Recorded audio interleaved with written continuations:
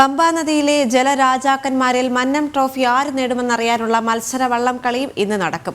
കുളപ്പരപ്പിലെ പൂരത്തിനായുള്ള തയ്യാറെടുപ്പുകളെല്ലാം ആറന്മുളയിലും പള്ളിയോടക്കരകളിലും പൂർത്തിയായി. വിവരങ്ങളുമായി CG ഉമേഷും അരുൺ കൊടുങ്ങൂരും ചേരുകയാണ്. ആദ്യം CG ഉമേഷിലേക്ക് പോവുകയാണ്. ഉമേഷ്, ആകെ ആവേശ കടലായി ആറന്മുള മാറിയിരിക്കുന്നു എന്ന് മനസ്സിലാക്കാൻ സാധിക്കുന്നുണ്ട്. വിവിധ ടീമുകളുടെ ഫാൻസുകളെല്ലാം അവിടെ എത്തിയെന്നും മനസ്സിലാക്കാൻ സാധിക്കുന്നു. ഏതുവരെ എത്തിയിരിക്കുന്നു ഒരുക്കങ്ങൾ?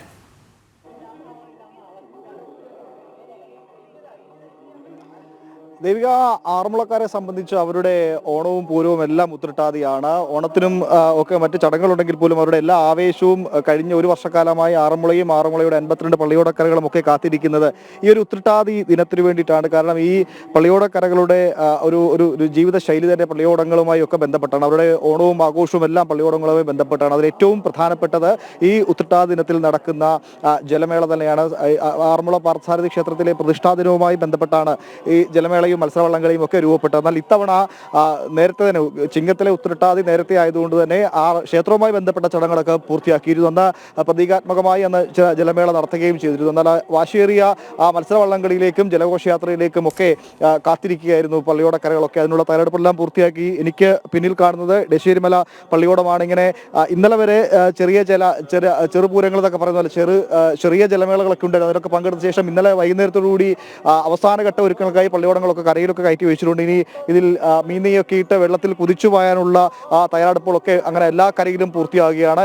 ഏതാണ്ട് നല്ല ശതമാനം പള്ളിയോടങ്ങളും അതാത് കരകളിൽ നിന്നാണ് എത്തുക. അങ്ങ് കിഴക്ക് ഇടക്കുളം മുതൽ അങ്ങ് പടിഞ്ഞാറ് ചെന്നിത്തല വരെ നീണ്ടു കിടക്കുന്ന പത്തനംതിട്ട, ആലപ്പുഴ ജില്ലകളിലായി അങ്ങനെ വ്യാപിച്ചു കിടക്കുന്ന പള്ളിയോടക്കരകളാണ്. അതിൽ ബഹുഭൂരിപക്ഷം പള്ളിയോടങ്ങളും സ്വന്തം കരയിൽ നിന്ന് ദേശദേവനെയൊക്കെ വണങ്ങിയാണ് ആചാരാനുഷ്ഠാനങ്ങളൊക്കെ പാലിച്ചെടുത്തുക. എന്നാൽ ചില പള്ളിയോടങ്ങളൊക്കെ ഇപ്പോഴും ഇവിടെ ആറന്മുള തന്നെയുണ്ട്. അതിന്റെ പള്ളിയോടക്കരക്കാരൊക്കെ അല്പസമയത്തിനകം ഇവിടേക്ക് എത്തി തയ്യാറെടുപ്പുകളൊക്കെ പൂർത്തിയാകും. എന്തായാലും നേരത്തെ ദേവിക ചോദിച്ച പോലെ വലിയ ആവേശത്തിലാണ് ആറന്മുളയെ ബന്ധപ്പെട്ട് കിടക്കുന്ന ഈ പള്ളിയോട ദേശങ്ങളിലൊക്കെ. കാരണം അവരെ സംബന്ധിച്ച് ആദ്യം പറഞ്ഞ പോലെ അവർക്ക് എല്ലാം ഈ പള്ളിയോടവുമായി ബന്ധപ്പെട്ടാണ്, പമ്പാ നദിയുമായി ബന്ധപ്പെട്ടാണ് അവരുടെ ഒരു ജീവിത ശൈലി തന്നെ അങ്ങനെ രൂപപ്പെട്ട് വന്നിരിക്കുന്നത്. അതുകൊണ്ട് അത്തരം തയ്യാറെടുപ്പുകളൊക്കെ ആവേശങ്ങളൊക്കെ ഓരോ പള്ളിയോടക്കരകളിലും ഉണ്ട്. നമുക്ക് ചുറ്റും കാണാം. ഈ പമ്പയുടെ ഇരുവശങ്ങളും അങ്ങ് ഇടക്കുളം മുതലെങ്കിൽ താഴെ ആറന്മുള വരെയുള്ള എല്ലാ പ്രദേശങ്ങളിലും അതിനുള്ള തയ്യാറെടുപ്പുകൾ പൂർത്തിയായിട്ടുണ്ട്. ഇനിയിപ്പോൾ പള്ളിയോട പ്രതിനിധികളൊക്കെ അല്പസമയത്തിനകം ആറന്മുളയിലേക്ക് എത്തും. ഇവിടെ എത്തി ആറന്മുളയപ്പനെ കണ്ടു തൊഴുത് ഈ പള്ളിയോടത്തിൽ ചാർത്താനുള്ള മാല ഭഗവാന്റെ അനുഗ്രഹത്തോടുകൂടി പ്രാർത്ഥിച്ച് അവിടുന്ന് പൂജിച്ചു വാങ്ങിയാണ് കൊണ്ടുപോകുന്നത്. അങ്ങനെ അതിനുശേഷം പള്ളിയോടങ്ങൾ അതാത് കരകളിൽ നിന്ന്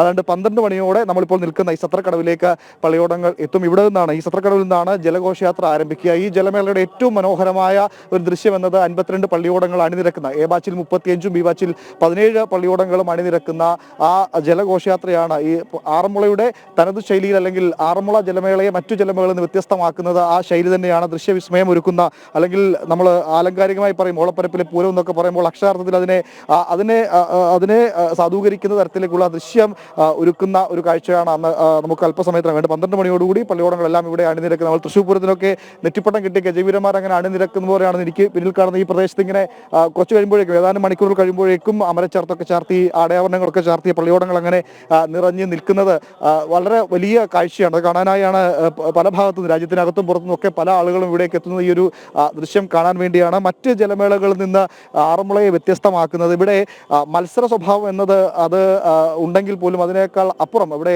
ഭക്തിക്കും സമർപ്പണത്തിനും ഒക്കെയാണ് ഇവിടെ പ്രാധാന്യം നൽകുന്നത്. പരമ്പരാഗതമായ ആറന്മുള ശൈലിയുണ്ട്. പള്ളിയോടങ്ങൾ തുഴയുന്നതിന് ഒരു ആറന്മുള ശൈലിയുണ്ട്. നമ്മൾ കുട്ടനാട്ടിലൊക്കെ കാണുന്ന പോലെയുള്ളതല്ല അത്. അതിന് പ്രത്യേക രീതികളുണ്ട്. ആ രീതിയൊക്കെയാണ് പ്രാധാന്യം നൽകുന്നത്. അതുകൊണ്ട് തന്നെ എല്ലാം ക്ഷേത്രവുമായി ബന്ധപ്പെട്ട, അല്ലെങ്കിൽ ആചാരാനുഷ്ഠാനങ്ങളുമായി ബന്ധപ്പെട്ടതാണ്. പള്ളിയോടങ്ങൾ എന്ന് തന്നെയാണ് അറിയപ്പെടുക. ചുണ്ടൻവള്ളങ്ങളുടെ രൂപസാദൃശ്യം ഉണ്ടെങ്കിലും ഇത് പള്ളിയോടങ്ങൾ എന്നാണ് അറിയപ്പെടുക. പള്ളിയോടം എന്ന് പറഞ്ഞാൽ ഭഗവാന്റെ ഓടം എന്നതാണ് അതിൻ്റെ ഒരു വിശ്വാസം. ഭഗവാൻ ഈ പള്ളിയോടത്തിൽ ഉണ്ട്, അല്ലെങ്കിൽ ഈ തുഴക്കാരോടൊപ്പം കരക്കാരോടൊപ്പം ഭഗവാനും പള്ളിയോടത്തിലേക്ക് എത്തുന്നു എന്ന വിശ്വാസമൊക്കെ ഉണ്ട്. അതുകൊണ്ട് തന്നെയാണ് വള്ളസദ്യക്കും പള്ളിയോടങ്ങൾക്കും ഒക്കെ അത്തരമൊരു പ്രാധാന്യം കൂടി ലഭിക്കുന്നത്. അതുകൊണ്ട് തന്നെ മത്സരം എന്നത് വേഗതയെ അടിസ്ഥാനപ്പെടുത്തി മാത്രമല്ല, മത്സരം എന്നത് ഇത്തരം ആറന്മുള ശൈലിക്കും അതിൻ്റെതായ തനിമയ്ക്കും ഒക്കെ പ്രാധാന്യം നൽകിക്കൊണ്ടാണ് അത്തരം മത്സരങ്ങളുമൊക്കെ നടക്കുന്നത്. ഇന്നലെ നടന്ന ഒരു ചെറിയ ജലമേളയിൽ അല്പം തർക്കങ്ങളൊക്കെ ഉണ്ടായി. അതുകൊണ്ട് തന്നെ പോലീസും പള്ളിയോട സേവാ സംഘവും ഒക്കെ കുറച്ചുകൂടെ കർശനമായി ആ കാര്യങ്ങളൊക്കെ പാലിക്കണമെന്ന നിർദ്ദേശം കരക്കാർക്കൊക്കെ നൽകിയിട്ടുണ്ട്. എന്തായാലും ഒരു അല്പസമയം കൂടെ കാത്തിരുന്നല്ലോ. അതുകൊണ്ട് 10 മണിയോടുകൂടി പള്ളിയോടങ്ങളൊക്കെ ഇവിടേക്ക് വന്നു തുടങ്ങും. 12 മണിയോടുകൂടി നമ്മളിപ്പോൾ നിൽക്കുന്ന ഈ പ്രദേശം, ഈ നദിയുടെ നെട്ടായി മുഴുവൻ പള്ളിയോടങ്ങളെ കൊണ്ട് നിറയും. നമ്മളിപ്പോൾ നിൽക്കുന്ന സത്രക്കടവിന് ഏതാണ്ട് 1300 മീറ്റർ മുകളിൽ നിന്ന് പരപ്പുഴക്കടവിൽ നിന്നാണ് മത്സരവള്ളംകളി ആരംഭിക്കുക. ആദ്യം ജലഘോഷയാത്രയാണ്. 52 പള്ളിയോടങ്ങൾ, ആദ്യം എബാഷിന്റെ 37 പള്ളിയോടങ്ങൾ, 4 പള്ളിയോടങ്ങൾ വീതം അടങ്ങുന്ന ഹിറ്റ്സായി മുകളിലേക്ക് ദൃശ്യവിസ്മയം ഒരുക്കി ജലഘോഷയാത്രയെ മുകളിലേക്ക് പോകും. അതിനുശേഷം പിറകെ ബിവാശു പള്ളിയോടങ്ങൾ പോകും. പിന്നീടാണ് മത്സരവള്ളംകളി ആരംഭിക്കുക. മത്സരവള്ളംകളിയിൽ ഇത്തവണ വേഗത ഒരു വലിയ ഘടകമായി തന്നെ മാറിയിട്ടുണ്ട്. മുൻ വർഷങ്ങളിലൊക്കെ ആറന്മുള ശൈലിക്കായിരുന്നു വലിയ പ്രാധാന്യമെങ്കിൽ ഇത്തവണ ആറന്മുള ശൈലിക്ക് വേഗതയ്ക്കും പ്രാധാന്യം നൽകിയിട്ടുണ്ട്. അങ്ങനെ അതിനുള്ള എല്ലാ തയ്യാറെടുപ്പുകളും പൂർത്തിയായിട്ടുണ്ട്. ഉച്ചയ്ക്ക് 1:30 ഔദ്യോഗികമായി ചടങ്ങുകൾ ആരംഭിക്കും. രാവിലെ 10 മണിയോട് ജില്ലാ കളക്ടർ ഈ ചടങ്ങുകളുടെയൊക്കെ ഔദ്യോഗിക ഉദ്ഘാടനം എന്ന നിലയ്ക്ക് സത്രക്കടവിലെത്തി പതാക ഉയർത്തും. അതോടുകൂടി ഔദ്യോഗിക ചടങ്ങുകളൊക്കെ ആരംഭിക്കും. ഇന്നിപ്പോൾ ക്ഷേത്രത്തിൽ പ്രത്യേക പൂജകളോ ചടങ്ങുകളോ ഇല്ല. എന്നാൽ അവിടെ എത്തുന്ന പള്ളിയോടവുമായി ബന്ധപ്പെട്ട പ്രതികളൊക്കെ അവിടേക്ക് എത്തുന്നുണ്ട്. അവർക്ക് വേണ്ട സൗകര്യങ്ങളൊക്കെ അവിടെ ഒരുക്കിയിട്ടുണ്ട്. എന്തായാലും ആ ഒരു ആവേശത്തിൽ, ദേവിയെ സൂചിപ്പിച്ച പോലെ തന്നെ ആ ഒരു ആവേശത്തിലാണ് ആറന്മുളയും ആറന്മുളയ്ക്ക് ചുറ്റുമുള്ള ആറന്മുളയുമായി ബന്ധപ്പെട്ട് നിൽക്കുന്ന എല്ലാ പള്ളിയോടക്കരകളും. ദേവിക, അതുതന്നെയാണ് ചരിത്ര പ്രസിദ്ധമായ ആറന്മുള ജലമേള. ഇന്ന് പമ്പാ നദിയിലെ ജലരാജാക്കന്മാരിൽ മന്നം ട്രോഫി ആര് നേടുമെന്നറിയാനുള്ള മത്സര വള്ളം കളിയും ഇന്ന് നടക്കും.